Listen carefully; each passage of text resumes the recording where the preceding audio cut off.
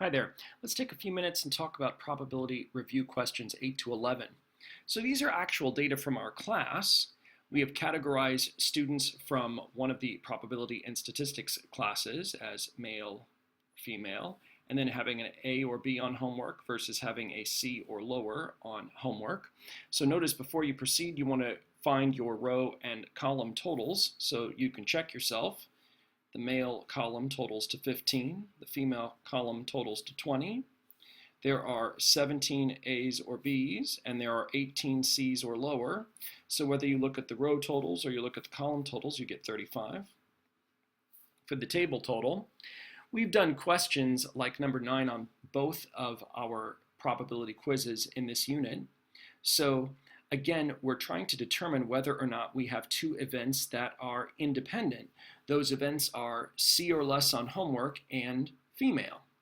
So in fact, remember, if these are independent events, then the probability of having a C or lower on homework should not be affected by the female condition in this conditional probability. So these probabilities should be the same. And when you're trying to decide whether or not they are the same, writing them as fractions is always a good idea. That's a good way to show your work, but you want to compare the decimals.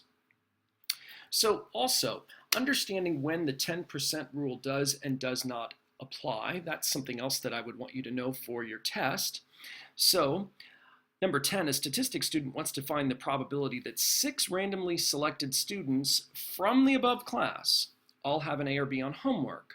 And what they do is they take 0.486 to the power 6. So they're using that 0.486 to represent the probability that for each student, their chance of having an A or B on homework is 0.486. And that comes from the table. That simply comes from taking the row total of 17 A or B on homework divided by the table total of 35. So calculating this probability, you get 0.013. But they have assumed that the 10% rule applies, and it doesn't actually apply here. So notice, the sample size is only 6. But 6 times 10 is 60. And this is more than the population, or the class total, if you will, of 35. For the 10% rule to apply, 10 times the sample size should be less than the 35. So for us to think that the selection of each one of these 6 students is, if you will, can essentially be treated independently of the selection of the other students as we're selecting these 6, for us to believe that that's true, for us to be able to use 0.486 for all 6 of them, we would have to recognize that 10 times the sample size is less than 35, and it isn't in this case. So to actually calculate the probability more accurately, you would have to do 17 over 35. That is the probability that the first of the 6 students has an A or B on homework, but then recognize that the second probability is affected by the condition that the first student already had an A or B on homework. So there is, out of 17, there is 1 fewer left that can have an A or B on homework. That's 16, out of a total of 1 less. So instead of 35, now the second probability is based on a total of 34. Similarly, 15 out of 33 for the third, 14 out of 32 for the fourth students.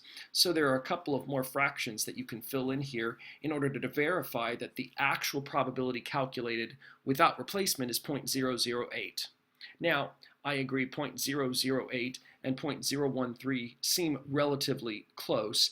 In general, statistically, in order for us to, if you will, use this approximation that all of those selections are independent, it's really best to believe that the 10% rule applies, that the sample size times 10 really is less than the number from which we are sampling. So the 10% rule will apply to question number 11. We've seen questions like this before with this probability at least 1. So remember to use the complement here to save yourself a lot of trouble. The probability that at least 1 of 6 has an A or a B, that will equal 1 minus the probability that none of the 6 have an A or a B. So we've done questions like this before. This is a calculation that I have confidence that you can complete. You can pull up the answer key on Moodle to see how well you've done, and you can fill in the blanks down here to verify that the 10% rule applies in this case.